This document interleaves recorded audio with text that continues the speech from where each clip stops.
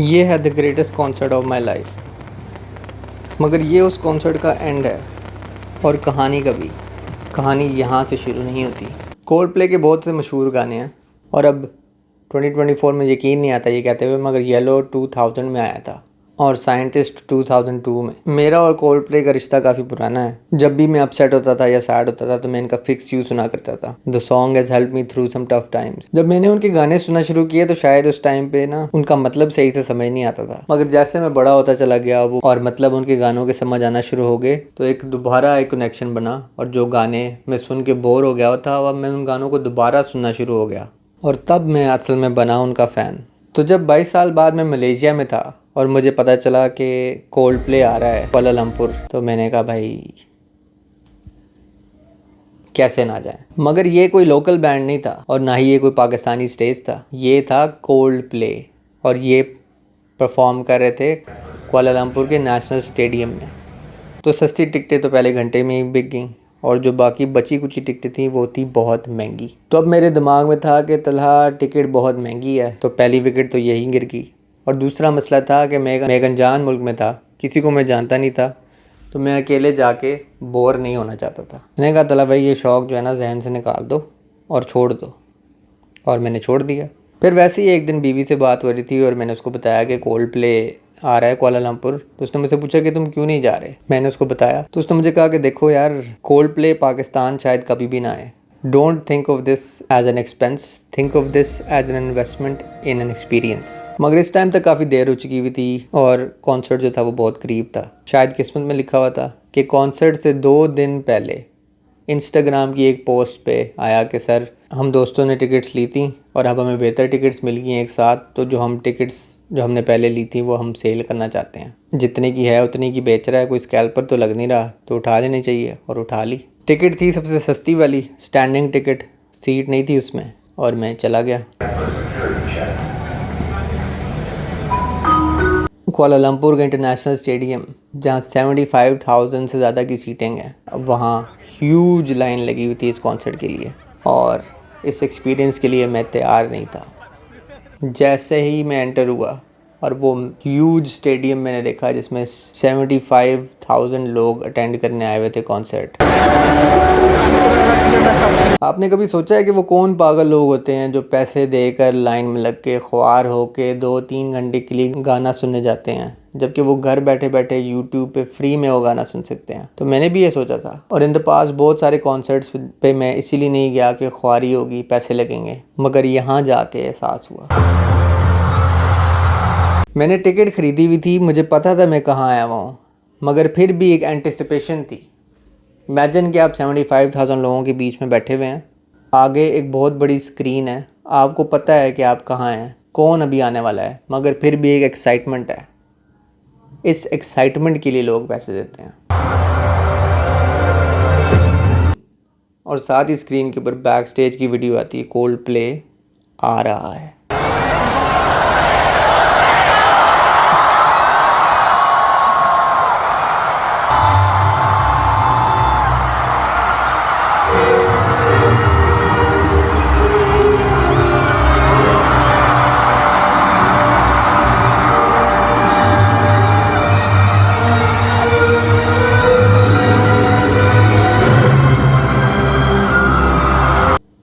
Cold play आता है stage पे, अभी भी लाइट्स ऑफ हैं और स्क्रीन पे काउंटडाउन चलता है।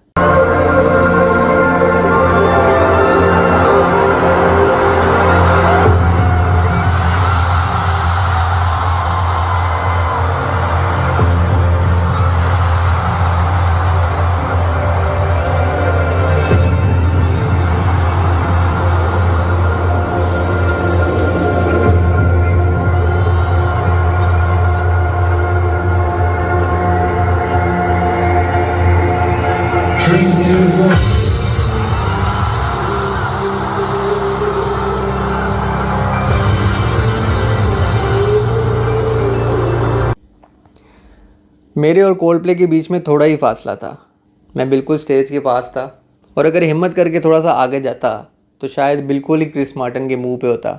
मगर ये एक्सपीरियंस पहली दफ़ा का मैं एंजॉय करना चाहता था। अब मुझे समझ आ गई थी कि लोग इतने पैसे खर्च करके कॉन्सर्ट्स पे क्यों जाते हैं। मेरी आंखों के सामने था क्रिस मार्टिन और मेरी कानों में थी पैराडाइज।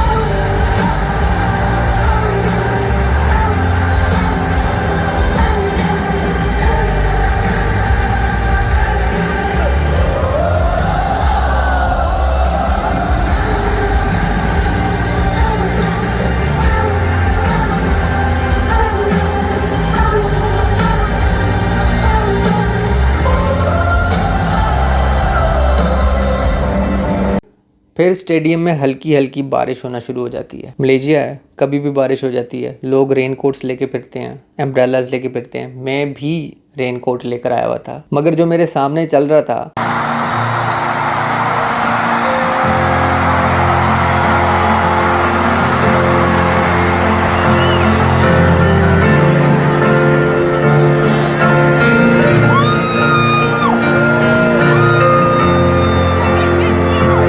इन द मोमेंट मैं उसको बारिश में एंजॉय करना चाहता था, तो वो रेन कोट जो मैं लेकर आया हुआ था मैंने उसका इस्तेमाल नहीं किया।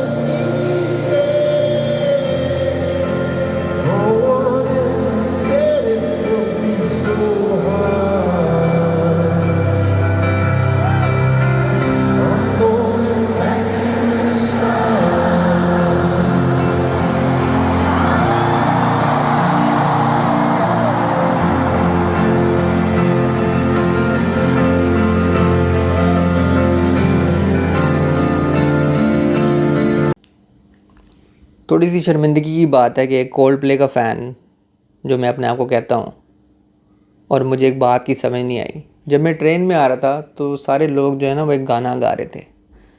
वो गाने की मुझे पहचान नहीं थी। वो गाना था ओ,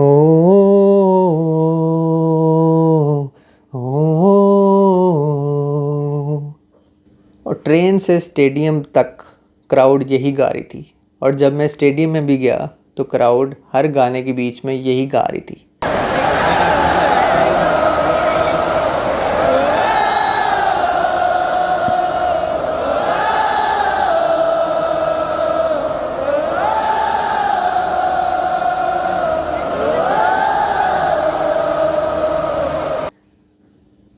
मगर मुझे समझ नहीं आ रही थी कि ये क्यों कर रहे हैं। अनटिल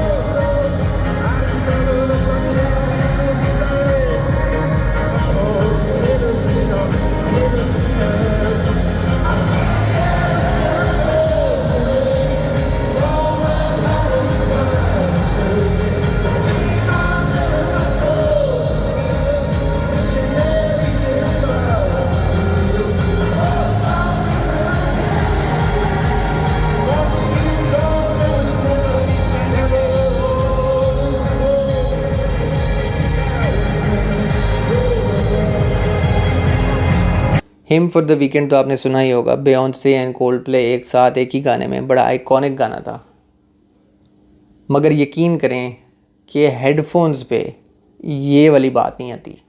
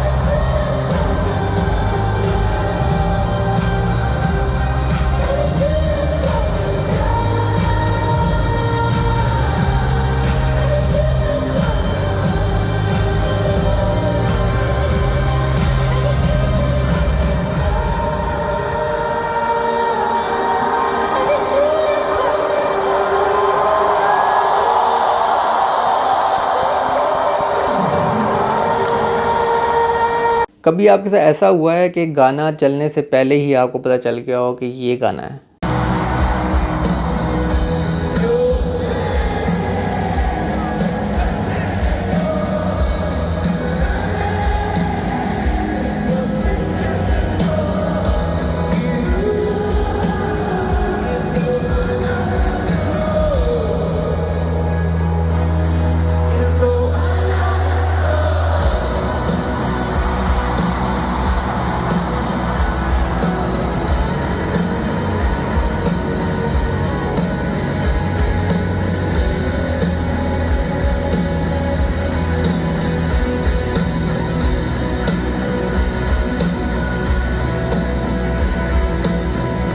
मगर कहानी यहाँ भी ख़त्म नहीं होती।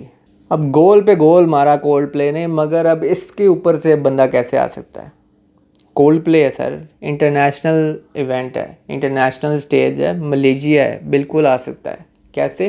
एक पूरा गाना साइन लैंग्वेज में डेफ पीपल के लिए।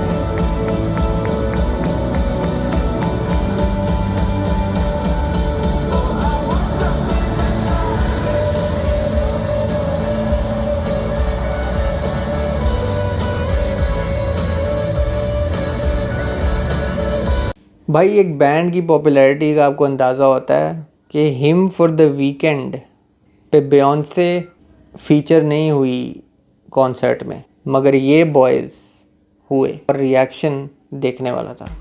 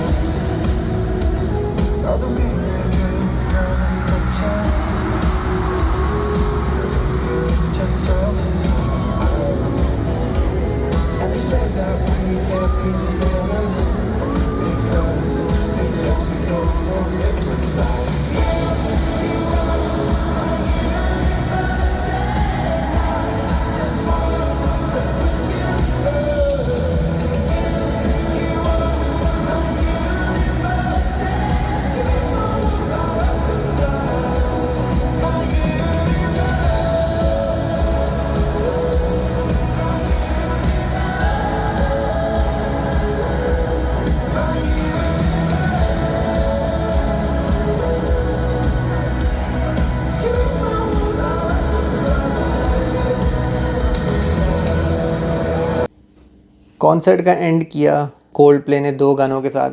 फिक्स यू पहला था और वो गाना दिल के करीब है, तो उस टाइम मैंने रिकॉर्डिंग कोई नहीं की, बेगम को वीडियो कॉल की।